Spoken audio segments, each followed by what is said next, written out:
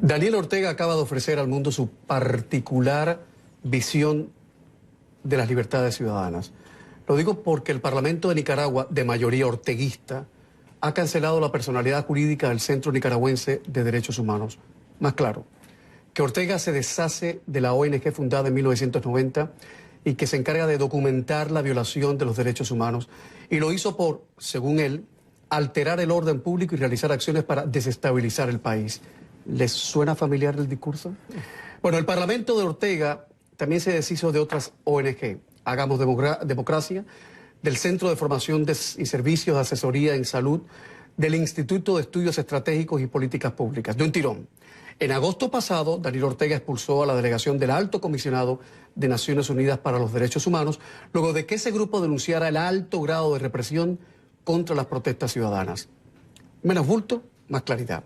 Y de telón de fondo una crisis que, según el Consejo Superior de la Empresa Privada, ha costado a Nicaragua 1.300 millones de dólares y ha dejado en la estacada a 400.000 personas que han perdido sus empleos por la violencia y las purgas políticas del régimen. Para que tengan idea, algunos son médicos y profesores, algunos son médicos altamente especializados que hoy sobreviven en empleos de poca monta.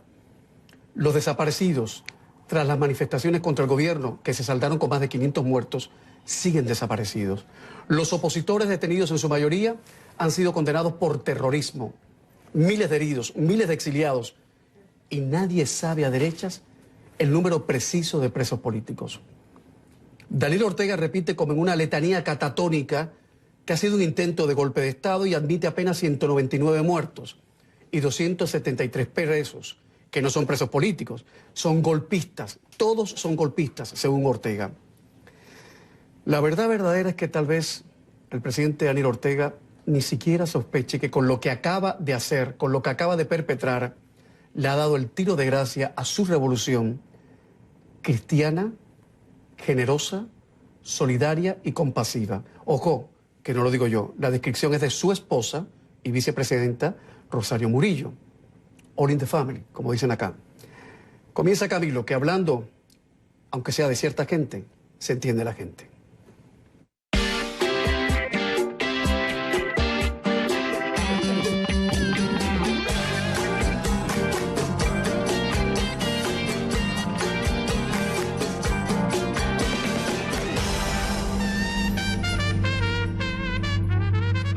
Venezuela, el país más rico de América Latina, vivió una desconcertante transformación política y social a partir de 1992. Un carismático caudillo militar fue el protagonista de este tiempo. Yo dificulto que hoy en verdad haya en Venezuela una persona que se acueste con hambre. Nos hemos dejado entrampar en caracterizar a los sistemas políticos por lo que dice el caudillo. No debe haber pobreza en Venezuela. Y para ello yo sigo comprometiendo mi vida. ¿En qué momento se torció Venezuela? ¿Son Hugo Chávez y sus seguidores los únicos responsables de la debacle nacional? Vamos a buscar todas las respuestas posibles con el poeta, cineasta y escritor Gustavo Tovar Arroyo, responsable de esas primeras imágenes que han visto hoy en la portada del programa, del documental Chavismo, la peste del siglo XXI, que ha sido exhibido en salas de cine y universidades de 19 países, se ha presentado en televisión en los Estados Unidos, en Colombia, en Guatemala, El Salvador, República Dominicana, en Ecuador y un largo etcétera. Estamos hablando de más de 500 horas de grabación. El documental ha sido visto casi 1,5 millones de veces en YouTube. Bienvenido, Gustavo, ¿cómo estás? Muy bien, muchísimas gracias por la oportunidad. Y 1.5 millones de veces en uno solo en uno de los canales, sí, porque sí. Tuvimos que poner varios, porque el gobierno trató de cooptarlos, cerrarlos. Y bueno, usamos varias vías para que la gente lo haya visto. Ya lo ha visto casi 5 millones de personas, visiones únicas y completas. Más de 5 millones de personas. Casi 5 millones, no casi 4.800.000, sí. Casi 5 millones de personas. Oye, ¿es cierto que tras ver el documental algunos se han preguntado si realmente es cierto todo lo que tú cuentas? ¿Que a alguna gente no le cabe en su cabeza que eso esté pasando en Venezuela? Eso es unívoco en todas partes a donde he ido. Hemos ido a República Checa, Varsovia, En Europa, Francia. sobre todo, chocará mucho, ¿no? Nadie lo puede creer. En América Latina, en Argentina, miembros del partido de Kirchner. En Ecuador, miembros del partido de Correa. Es decir, cercanos al chavismo. Cuando han visto el documental, se han quedado tan impactados que se han acercado y decir, Gustavo, lo lamentamos mucho, no lo sabíamos. Yo creo que estamos, Camilo, ante uno de los crímenes más vergonzosos y ruines de la historia de las Américas desde nuestra fundación.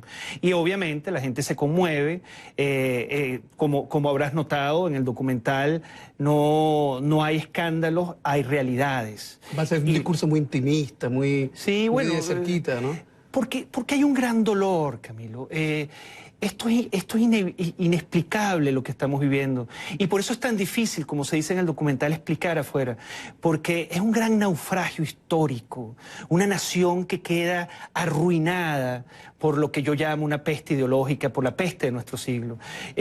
Antes las calamidades eran de carácter natural, el terremoto, un tsunami. Acá han sido ideas fracasadas de la historia de la civilización. Ha sido la acción cruel del hombre contra el hombre, de Hugo Chávez contra una nación extraordinaria que ahorita está hecha harapos y es náufrago de su momento histórico. ¿Por qué no aparecen Enrique Capriles y Henry Ramos en el documental? No quisieron aparecer. ¿Y qué razones arguyeron? Digo, si se puede decir públicamente. La verdad, no sé, que no querían aparecer. Entiendo que Capriles estaba haciendo un documental. Para mí era muy importante que la voz de Capriles participase, porque él había de alguna manera contendido contra Hugo Chávez y contra Maduro, pero no quiso. La verdad no me dio grandes explicaciones, pero no quiso. Se echa a ver esas ausencias, se significan mucho. Bueno, hubiese sido bueno que él explicase cómo veía el chavismo frente a la historia, sobre todo habiendo sido él un protagonista de un momento histórico tan crucial como fueron unas elecciones que le robaron, y que el no haber respetado la voluntad popular, el mandato del pueblo de Venezuela en su momento ha causado esta gran ruina histórica que hoy estamos padeciendo. Por cierto, Gustavo, ¿no lo han visto los camaradas, los compañeros de ruta de Pablo Iglesias, el partido político español de la extrema izquierda española, Podemos? ¿No lo han visto? Porque Pablo Iglesias acaba prácticamente de volver a repetir de que la vida en Venezuela es una vida democrática, con garantías constitucionales, etcétera, etcétera. ¿Ellos no han visto esto? Sí, la verdad es que no han hecho observaciones porque es muy difícil controvertir desde el punto de vista humano ante una realidad tan vergonzosa y obvia. Pero podrían echar mano de las mismas razones que el gobierno de Maduro, que es la derecha empresarial, la derecha internacional. Es a lo que iba, Camilo. Ellos ya están infectados por la peste chavista. Y el chavismo es un fenómeno muy nuevo en la historia política de la humanidad, porque es una combinación de todos los peores males de la posmodernidad política. Es decir, ahí tú tienes corrupción, narcotráfico, fundamentalismo de diferentes tipos, desde el islámico hasta el ideológico. Tienes la injerencia de la guerrilla en el mecanismo gubernamental y todas las presiones que ellos ejercen y todas las corruptelas de todo tipo ilícitas que se pueden dar en una nación. Entonces Venezuela, el chavismo es la representación más dramática de todos los peores males que la posmodernidad política ha tenido en una sola palabra. Y obviamente, tú ves todo el cinismo que puede existir en el ámbito político. Tú ves a un Iglesias que dice que levanta la bandera de la justicia social y la bandera de la humildad pero sin embargo se compra una mansión con recursos que nadie explica. Vaya chale que tiene con la escolta y todo. Sí. Y eso es una práctica del chavismo. Como sabemos, son los hombres más corruptos de la historia de las Américas. El caso de Odebrecht, que duró 17 años de investigación y de corrupción, es enjuiciado por 800 millones de dólares, y aquí un solo señor, Alejandro Andrade, en 2 años hace por comisión 1.000 millones de dólares en 2 años. Y como Andrade hay 25 individuos absolutamente despiadados crueles que se han apoderado de los recursos de un país en detrimento de una población que se está muriendo de hambre. Te voy a preguntar por los chavistas que están en el documental, pero antes debo significar que el vínculo del régimen de Maduro con el narcotráfico, la acusación contra Diosdado Cabello como presunto responsable de un cártel que maneja las drogas en el país, ha sido denunciado una y otra vez por el gobierno de los Estados Unidos y negado una y otra vez por el gobierno de Nicolás Maduro. Estos son hechos. La pregunta y hay juicios y hay presos y hay sobrinos, gente muy cercana a la primera combatiente y al presidente. Son hechos jurídicos. En el documental hay chavistas que fueron muy cercanos a Chávez. Sí. ¿Están devastados? ¿Cómo viven la debacle nacional? ¿Qué sienten? ¿Qué dicen? Sí, profundamente arrepentidos y avergonzados. ¿Siguen siendo chavistas? No, ya no. Pero siguen siendo revolucionarios, gente de izquierda. Probablemente de izquierda, pero creo que muchos de ellos han descubierto que la izquierda latinoamericana ha resultado ser una gran ficción de gente que aspira más que un proyecto político, un proyecto de poder y de riqueza. Y entonces encontramos, ellos lo han vivido, muchos de ellos que personalidades de otros países que hablaban de esta izquierda, como el presidente Lula está siendo enjuiciado por corrupción, el presidente Correa está siendo perseguido. Entonces eso ha generado una gran decepción y frustración. ¿Qué te dicen? ¿Cómo los... Absolutamente avergonzados. La verdad, ¿De verdad? Sí, en el documental tú lo puedes ver, está el Gato Briceño, que fue un representante, digamos, liberal dentro del mundo de la socialdemocracia venezolana, haciendo un juicio de valor diciendo, bueno, nosotros no sabíamos, nos engañaron, nosotros nunca nos hablaron de expropiaciones, a nosotros nunca nos hablaron de persecución, y él terminó siendo perseguido, enjuiciado y viviendo en el exilio en Costa Rica, entre otros, ¿no? Gente que pensó en algún momento, como el expresidente de PDVSA, la petrolera venezolana, Guaycaipuro Lameda, que algunas de las políticas económicas del gobierno de Chávez tenían un valor social, y después se dio cuenta que básicamente era un desfalco vergonzoso a manos llenas de un grupito de personas que lo que querían hacerse de Gustavo, riqueza. pero a ver, tratando de quitar ¿cómo dicen? El polvo, ¿cómo es? El trigo y la paja, ¿cómo dice el dicho? No sé. Bueno, en fin, tratando de ser lo más objetivo posible, aunque yo reitero y siempre lo digo al programa, yo no creo en la objetividad, yo creo en la honestidad. Tratando de ser lo más honesto posible. ¿Tú crees que cuando Hugo Chávez se metió en este negocio de hacer revolución, de verdad quería forrarse o inicialmente quería hacer el bien? Porque Chávez creía que era un mesías. Bueno, fíjate... ¿O era un cínico redomado? Yo creo que era un cínico, como lo fue en su momento Hitler, como lo fue en su momento Mao Zedong, como lo fue Stalin. Son personas que se embeben, probablemente tengan una iniciativa, pero la iniciativa está profundamente arraigada en una visión de cooptar el poder absoluto. Son personalidades caudillescas, carismáticas, que entienden que la sociedad alrededor suyo tiende a inclinarles la rodilla, tiende a funcionar de manera genuflexa, y ellos usan ese poder básicamente para controlar todo. Y son proyectos totalitarios concebidos desde el primer momento así. Usan retóricas maravillosas, Hitler, la reivindicación de la Alemania, tú sabes, perjudicada por el Tratado de Versalles, y en fin, el de Chávez... Un Tratado de Versalles que las propias potencias occidentales también veían que era demasiado crudo, porque ahora la historia se está viendo y lo dejaban pasar. Bueno, que Hitler se lleve a Checoslovaquia, que es una cosita de nada. Y así ha pasado con mucho. En el caso de Venezuela se han hecho denuncias internacionales muy contundentes y la mayoría de los países ha mirado hacia otro lado. Que consta, hay que decirlo.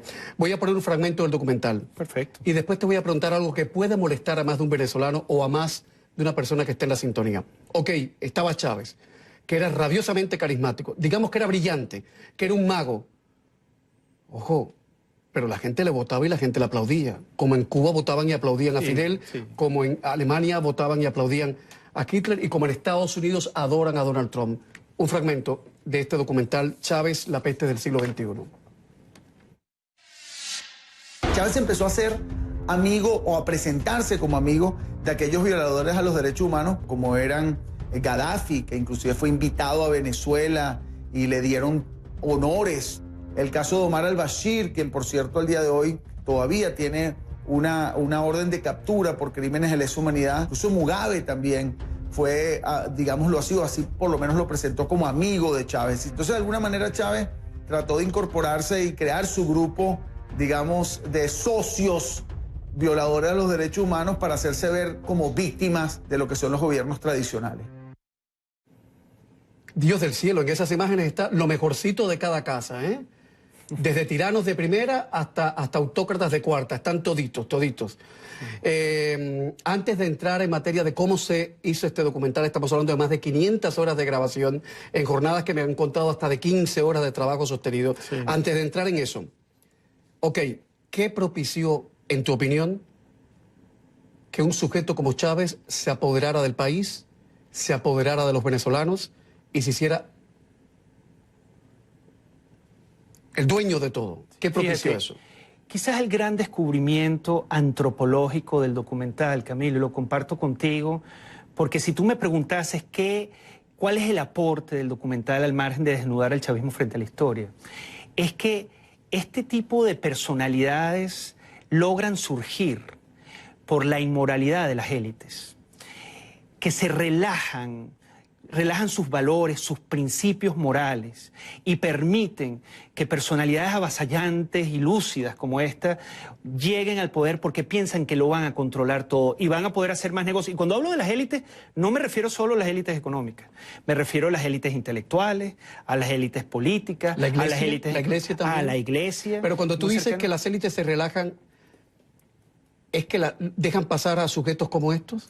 No solo eso. O que la actitud de las élites frente a la gente pobre propicia dictadorzuelos como Chávez. Absolutamente. No solo ¿Estás de acuerdo con eso? Ambas posiciones. Uno. Ambas dos, como dice en mi país. Sí, ambas posiciones son lo que originan fenómenos históricos como el de Chávez o el de Hitler. Hay un relajamiento, hay una visión de que con este voy a poder hacer más negocios sin necesidad de licitar. Hay un relajamiento intelectual en donde dice, bueno, con este voy a poder tener más acceso al poder, a dinero, a publicaciones, a hacer películas que me lo financia el gobierno.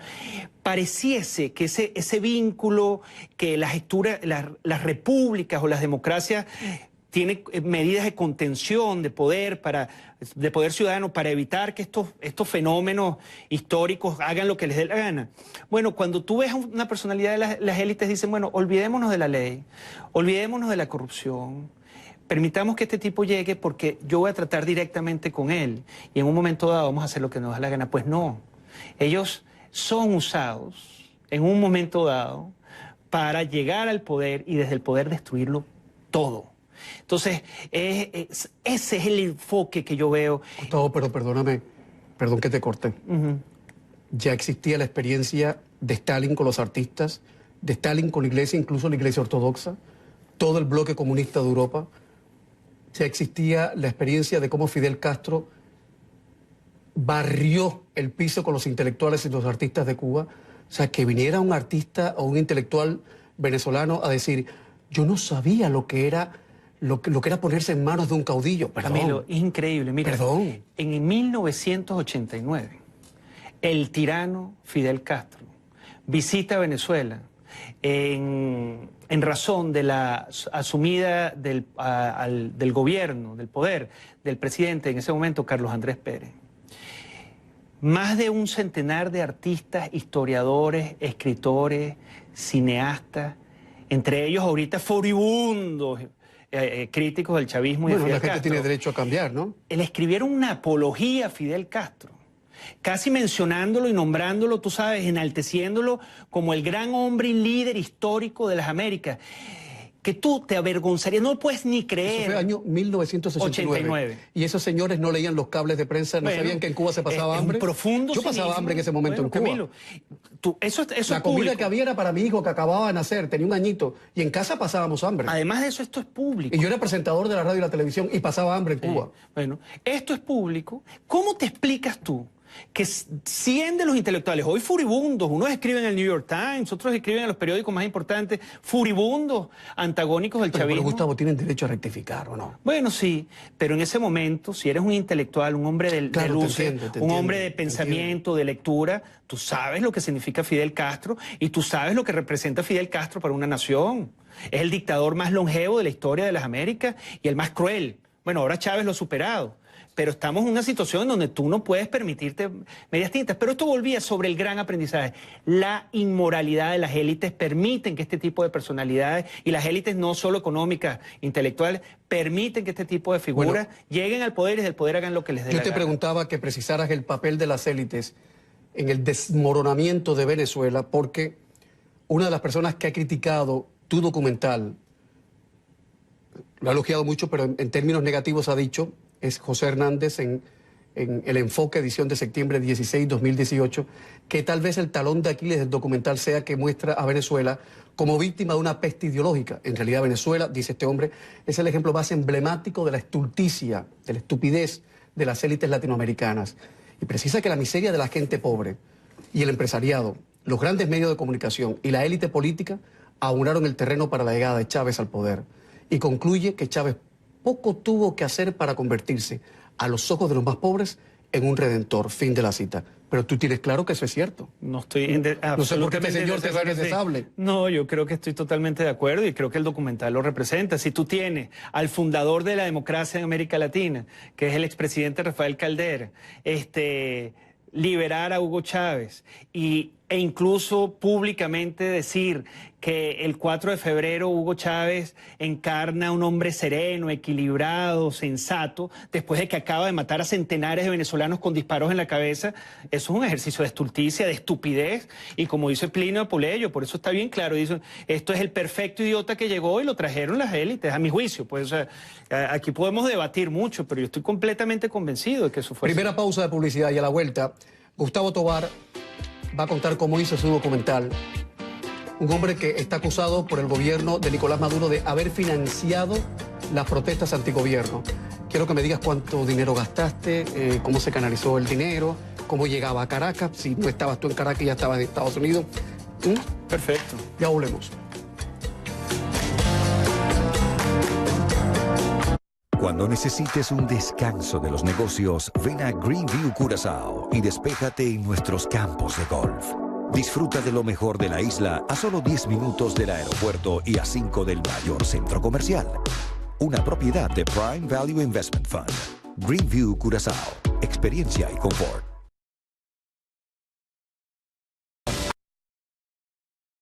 De lunes a...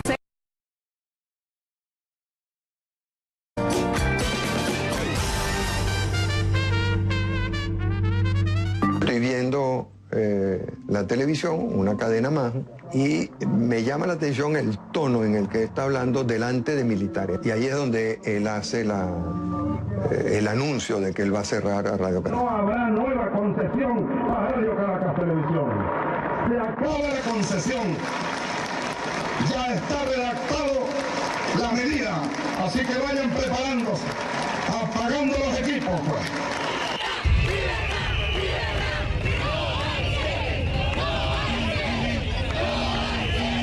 Estoy viendo la televisión, una cadena más, y me llama la atención el tono. Yo creo que este fue un momento terrorífico y traumático. Yo lo recuerdo como si fuera hoy. Yo trabajaba en otro canal de televisión y cubrimos en directo ese momento. Y recuerdo cuando la pantalla se fue a negro. Y recuerdo que pasaron unos minutos y lo próximo que llegó aquí a los Estados Unidos vía satélite fue una señora que hablaba como si hubiese sido educada en Cuba, con el metalenguaje de la burocracia cubana. Yo me quedé espantado. Enseguida llamé a cierta gente a decir, oye, ¿quién es esta señora? ¿Quién? Yo creo que eso es un parteaguas en la vida de Venezuela, el cierre de ese canal de televisión, me parece a mí. Sin duda, porque ellos van cercenando las libertades civiles y llega a una libertad que en Venezuela nunca había sido perseguida, que era la libertad de pensamiento y la libertad de expresión. Eso fue desde cualquier aspecto ya el rompimiento. ¿Y era un con el canal sistema. realmente golpista, opositor? No. No, era un canal crítico. Bueno, pero rabiosamente crítico. No, pero objetivamente desafiante, eso sí. No permitía los delirios y era objetivo en su análisis de los muertos, de las condiciones económicas, no era para cerrar. Como Khashoggi, Khashoggi, que se enfrentó al régimen saudita, no era para desmembrarlo, para descuartizarlo. Sí. Y lo peor es que ahora el presidente Trump se haga el de la vista gorda, que esa es una cosa que me repatea. Hay una frase que quiero que comentes. No importa que andemos desnudos, no importa que no tengamos ni para comer. Aquí se trata de salvar la revolución. Hugo Chávez. Es terrible. Son nubarrones ideológicos que pierden la noción y la sensibilidad del dolor humano. Se olvidan de que somos gente de carne y hueso. Y en su nubarrón, en su gran afectación y delirio ideológico, son capaces de devastar sociedades completas, causando una tristeza, un daño, una ruina de verdad humano incalculable. Gustavo, ¿tú estabas en Venezuela cuando comenzaste a hacer el documental?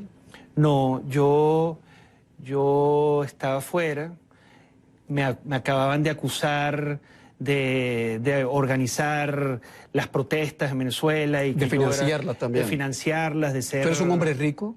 No, ¿Tú eres millonario? No, no soy millonario. Digamos, como decía mi mamá, desde hace algunos bastantes años no ha faltado el pan en la mesa, pero es un pan compartido. Nosotros sí somos familia profundamente católica y los pocos recursos que tenemos sabemos administrarlos en el bien común. ¿Cuánta plata diste tú para las manifestaciones contra el gobierno? Según el gobierno de Nicolás Maduro, este hombre dio dinero para... Quiero saber si lo puedes decir, ¿cuánto dinero diste? No, la verdad es que no es un tema de dinero, sí de mucha formación, sí organicé muchas reuniones, sí organicé conciertos de rock, organicé talleres de lucha no violenta, organicé talleres de derechos humanos. Fíjate, en mi caso, ellos me acusan a mí de ser la mente maestra del golpe suave. Eso es tan difícil de controvertir, Camilo. ¿Cómo respondes tú que soy un poeta lacerante? Entonces, eso ¿cómo respondes tú a cosas tan absurdas? Que se acuse de eso a un poeta, de alguna manera se está celebrando el grandísimo poder de la poesía, ¿no? Sí, entonces, y ellos dicen que soy la mente maestra de la sátira, dice dice Jorge Rodríguez de mí. Yo no sé si aplaudir. ¿Jorge Rodríguez es un tipo inteligente? Maquiavélicamente cínico, despiadado. Yo no sé si la inteligencia pero tiene lecturas, no es un... Sí, básicas, no es a pensar tampoco... no es un intelectual propio. Intelectual, o sea, como Lenin. Jaime Bailey tenía razón, no es un intelectual. No es ningún intelectual, es un hombre... Oye, Gustavo, que necesito que seas lo más desapasionado posible para que mis televidentes... O sea, un intelectual es Teodoro Pekov. Un intelectual...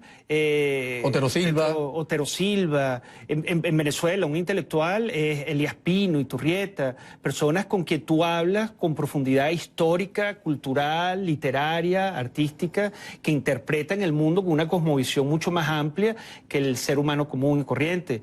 Este no es un hombre inteligente, no es un intelectual, es un cínico maquiavélico, capaz de hacer mucho daño, como se ha probado. Esto te digo, por cierto, hay una investigación sobre la relación de la psiquiatría con el poder. Te encuentras cosas espantosas. Hitler estaba acompañado de una mano derecha, que era un psiquiatra. Bin Laden estaba acompañado al-Shari, que es un psiquiatra. Milosevic estaba acompañado, y así muchos casos. Y este señor es psiquiatra de profesión. Psiquiatra de profesión. No, ojo que hay psiquiatra, mi psiquiatra es maravillosa. Sí, pero bueno, en el poder es a veces encuentras figuras como esta que son muy despiadadas. ¿Vemos otro fragmento del documental? Con todo gusto. Ojo que el documental no tiene copyright.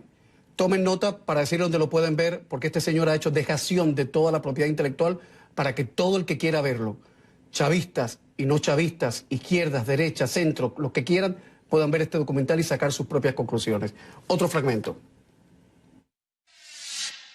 Estamos en un país ahorita muy necesitado.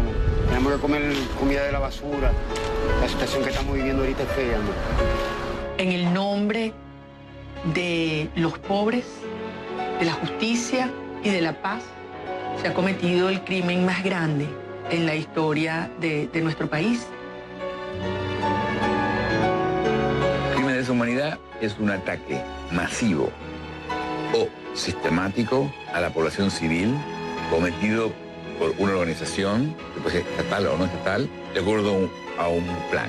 La existencia de presos políticos, la tortura a esos presos políticos, la detención como instrumento político, la generación de violencia como instrumento político, la muerte de manifestantes u opositores. En todos los años del chavismo fueron 2.000 personas que fueron asesinadas, lo cual implica una utilización del asesinato como mecanismo de sujeción y de represión para sostener el aparato político bajo control. El artífice, el creador de la criatura, se llama Hugo Chávez Frías. Matar a una persona en Venezuela se llama homicidio, pero matar a todo un pueblo de hambre se llama chavismo. Yo creo que lo más aconsejable después de este fragmento es ir a publicidad, tragar en seco y regresar después, ¿vale? Así lo vamos a hacer.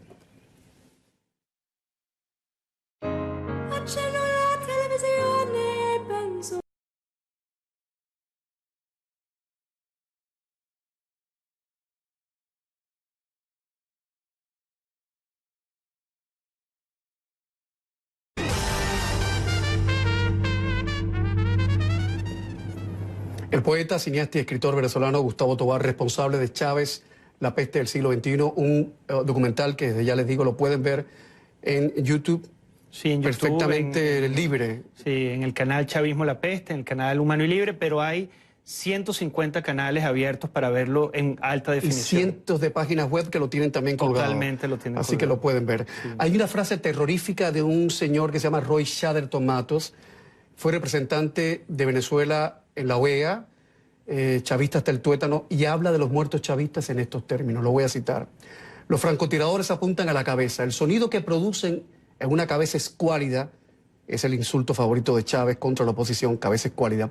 El sonido que producen en una cabeza escuálida es como un chasquido, porque la bóveda craneal es hueca, vacía de contenido. Entonces, pasa rápido. Es terrible, ¿no? Es un signo de perversidad que en nuestros tiempos no había observado jamás. Pero perdón, los propios chavistas tenían que haberle dicho a este señor, cállese. Sí, no, pero ellos celebran el cinismo. Por eso te digo, es la reunión de todas los males de la posmodernidad política. Están ahí, la perversidad, el cinismo. Ellos celebran eso, lo enaltecen, lo premian. Entonces, ante un asesinato masivo que hace un chavista en el gobierno, le dan una condecoración, una medalla, ante un acto de tortura reconocido, público. Yo tuve un enfrentamiento, bueno, ¿qué les hacen? Les dan un gran puesto. Yo tuve un enfrentamiento público con uno de estos personajes en una cumbre de la OEA. Y después de este enfrentamiento público, en donde yo le lanzo un billete de 20 pesos mexicanos, que es como $1, y le digo, bueno, esto es como una limosna por tu crueldad y el asesinato a los niños que está llevando a cabo. Bueno, inmediatamente después de ese enfrentamiento público, a él lo nombraron canciller del país. Entonces estamos ante la reunión más cabal de todas las perversidades, perversiones en un sistema político. Y eso es lo que hace tan difícil de explicar, pero tan visible de entender cuando tú ves toda la mortandad, el hambre, las enfermedades. Mira, Camilo, ¿qué descubrí yo con el documental? Que el arte produce la sensibilidad, la sensibilidad que produce el arte produce la conciencia más pura del espíritu humano. Porque esa conciencia que te causa una película está desabrigada de ideologías, de posiciones políticas, de enfrentamientos sociales, ni étnicos, es pura. Cuando tú ves a un hombre de izquierda, sensible y humano, cuando tú ves a un hombre de derecha, sensible y humano, ver el documental y llorar de vergüenza, de dolor, por el terrible daño que se le ha causado a un país, entiendes que valió la pena concientizar, porque no es solo para el presente, Camilo, es para que generaciones futuras no olviden lo que una bandada de malandros, una manada de criminales, le causaron un país maravilloso, que recibía al exilio, que tenía la democracia más elevada y el país más rico económicamente de América Latina. Como una manada de criminales perversos destruyeron ese país y lo mandaron a la ruina. ¿De qué modo Diosdado Cabello ha amenazado a tus hijos? Bueno, no solo a mis hijos. En mi organización, lamentándolo mucho, tema muy sensible para mí, han asesinado a miembros de la organización. El documental está dedicado a una mujer tan hermosa, tan noble, se llama Gisela Berrisbeite, a quien le mataron su hijo por ser como la madre del movimiento estudiantil, por cuidar a los jóvenes, a los nuevos valores políticos del país. Entonces, ellos no solo me han... ¿Pero qué le han dicho a tu familia? Le han tirado bombas, le han disparado en la casa, han perseguido a mis hijos, los han intentado secuestrar, yo los tuve que sacar del país. ¿Y cómo sabes tú que ha sido Diosdado Cabello directamente? Bueno, primero, porque diferentes vías ellos te amenazan y te señalan que si uno no cambia una conducta o un comportamiento, algo sí puede ocurrir. La primera vez yo no lo creía. La segunda vez ya empecé a entender que estábamos lidiando con la maldad. Pero tú tienes que mantener la integridad, parece inexplicable, injusto también para la propia familia de uno, Camilo, mantener la fortaleza moral ante la adversidad y ante la crueldad. Llegó un momento dado en donde las bombas en la casa, las expropiaciones, las confiscaciones, los asesinatos, las torturas a miembros de mi equipo, más cercanos a mí. ¿Hay gente de los tuyos todavía en Venezuela? Uno de los productores del documental... ¿Podría verse en peligro por todo esto que estás diciendo esta noche? Bueno, muchos de ellos son torturados. Jesús Medina... Perdón, cuando tú me dices torturados, ¿es torturados o acosados? Torturados o en la cárcel, con los tratos más inhumanos y crueles que te puedas imaginar. Y eso es imperdonable. ¿Y han hecho ustedes alguna denuncia, algún organismo internacional? Todas las denuncias, pero se genera, Camilo, un dolor, un drama psicológico y emocional. ¿Te puedo preguntar algo muy personal? Sí, claro. ¿Estás yendo a terapia o has ido a terapia a propósito de esto? No, no he ido. ¿Y cómo tú consigues mantener la distancia? Yo redimo mi rabia, mi frustración creando. A través de mis artículos yo he logrado responder. El arte es el gran fulminador de las tiranías. Es la bala de la conciencia que produce el arte, las fulmina, las desmorona. Y yo no soy un criminal, yo no soy un hombre violento. Yo lo único que tengo para responder a esa maldad es la creatividad. Y no he sentido el dolor, Camilo, cuando luchas, mira, por la libertad de un país, entiendes. Tú lo has vivido, Camilo. Que la libertad... Pero yo no he sido activista nunca. Yo soy un hombre muy cobarde, ¿eh? Yo no, de verdad, yo estaba harto de mi país, harto de los que dirigía mi país, pero yo siempre fui un tipo muy cobarde, porque yo fui de esos cubanos que aplacaron, teníamos miedo metafísico. Para que tengan una idea, en mi país, cuando se hablaba de Fidel Castro, se decía este o este. No se mencionaba. No se mencionaba del miedo que teníamos todos los que vivíamos en ese momento. La libertad, Camilo, es una palabra plagada de heridas, desgarraduras, moretones. No es una palabra hermosa, como unos pretenden dibujar. ¿Y patria te parece una palabra hermosa? No. Te lo pregunto a un poeta porque Neruda decía que no había palabra más triste que patria. Y con el manoseo ideológico que ha tenido esa palabra... Sin duda, pero la palabra libertad, que a fin de cuentas ha civilizado al hombre contra la barbarie, también es una palabra triste, profundamente dolorosa. Los que hemos luchado por la libertad entendemos el drama que eso significa. Y tratamos de inventarnos una nación a través de visiones idealizadas, imaginaciones, pero frente al caos que estamos viviendo, frente a la ruina, eso es un acto de resistencia, eso es un acto de rebeldía. Oye, aquí en Estados Unidos has logrado reinventarte, has logrado reorganizar tu vida, mantener a tus monstruos cercados. Eres un hombre, no, decir que feliz es la pregunta tonta que hacen los motivadores personales y eso. Y esa morralla. No, pero no hay decir, felicidad. claro, no hay felicidad, pero quiero decir, ha mejorado tu vida, me imagino. El amor que me produce mi esposa Ana Carlota, el amor y la tranquilidad que me generan mis hijos, obviamente son pequeñas parcelas de paz y equilibrio frente a un drama como el que estamos viviendo. Me ha tocado ser protagonista de mi tiempo histórico y lo he tratado de ejercer con gallardía. Te digo gallardía, pero Te entiendo, pero es muy difícil, muy difícil. Dificilísimo y no es que ha sido fácil. No, te entiendo. Pero el tenerlos cerca, el verlos sonreír, pese a que ellos ven y observan el gran dolor que uno lleva por dentro, ha sido un gran aliciente y un gran motivador para seguir luchando. Aunque te digo, si te desmoronas, desmorónate y sigue para adelante, no hay de otra. Hay una persona muy sabia que conozco, trabaja en un diario del sur de la Florida, que dice, uno sobrevive al autoritarismo, uno sobrevive al comunismo, uno sobrevive al fascismo, pero no lo puede olvidar. Sí. No lo olvida, uno ya está tarado. Y nosotros, nuestras heridas están abiertas. No, está tarado. Espíritu. Entonces, no han cicatrizado, están ahí, ni las van a tocas cicatrizar. Sí. Voy a poner publicidad, pero antes algo que acaba de pasar. Acaba de pasar. El presidente Nicolás Maduro acaba de acusar en las últimas horas a John Bolton, el asesor de seguridad nacional de la Casa Blanca, de dirigir un operativo para asesinarlo. El presidente Maduro, al respecto, no ha ofrecido una sola prueba. Es un hecho. Publicidad y volvemos.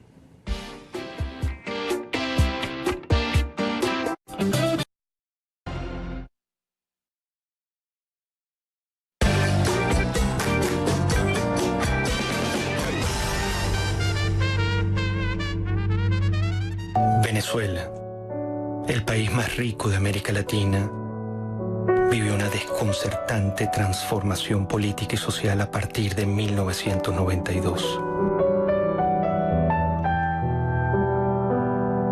Un carismático caudillo militar fue el protagonista de este tiempo. Yo dificulto que hoy en verdad haya en Venezuela una persona que se acueste con hambre. Nos hemos dejado entrampar en caracterizar a los sistemas políticos por lo que dice el caudillo. No debe haber pobreza en Venezuela. Y para ello yo sigo comprometiendo. Chávez, la peste del siglo XXI, el documental de Gustavo Tobar que estamos presentando esta noche aquí en CNN en español. El documental es un empeño familiar, tengo entendido. Sí, es la respuesta consciente con la que quise reivindicar el asesinato que hicieron del hijo de Gisela Berrizbeitia.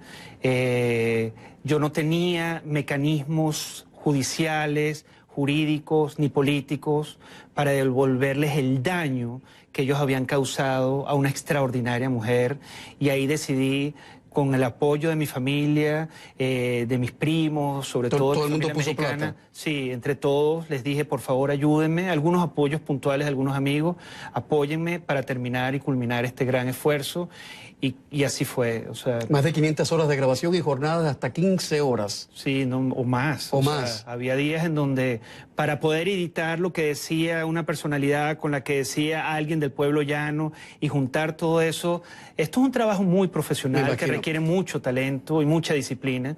Y bueno, imagínate, ir a entrevistar al presidente de Chile, Piñera, en Chile. Tocar la puerta, viajar, claro. Viajar a Costa Rica a entrevistar al presidente Oscar Arias y Premio Nobel de la Paz, entrevistar a Mario Vargas Llosa en España, Felipe González. ¿Sabes? Fue un periplo mundial, pero necesitábamos que los pensadores más reconocidos de este momento histórico y los presidentes que conociesen a Chávez mostrasen el verdadero rostro de este horror histórico llamado Chávez. Cuando yo te pregunté ahorita si ibas a terapia, no era por metiche ni por invadir tu privacidad, sino porque un venezolano que yo quiero mucho, exiliado también, el otro día me decía, si la tristeza y la decepción y la desesperanza nos gana, entonces ganan ellos, porque no se puede reconstruir un país con todos hechos, y digo la palabra,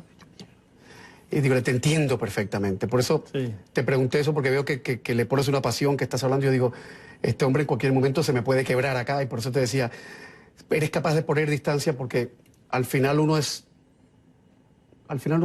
también es víctima de su país, de alguna manera.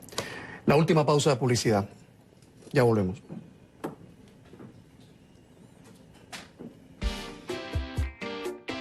Para todo.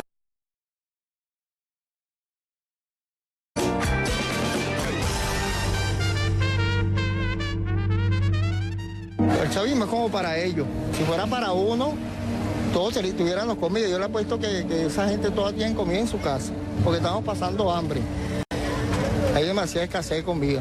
Para mantenerse en el poder, el elemento táctico es la pobreza como instrumento de dominación política. O sea, mientras tú te mantengas en un estado de pobreza, te domino. Yo te convierto en una persona sin recursos, pero con esperanza. Yo hablaba de que siempre cito a Neruda, pongo a Neruda como escudo. Neruda decía que patria es una palabra fea, o triste, decía una palabra triste. Pero Gustavo Tobar, que ha viajado a medio mundo con este documental, dice que ha redescubierto otro concepto de patria. Sí, la patria en el destierro, Camilo, es la cultura, son los sabores, es el acento, es tu música, son tus poemas, son tus marcas que reconoces y disfrutas cuando las ves. Es el abrazo de encontrarte con un venezolano en Madrid porque descubriste el acento y descubrirte náufrago de tu momento histórico y abrazarlo. Es algo que en el exilio y en el destierro yo he redimensionado de manera completa. No, la patria no es la política.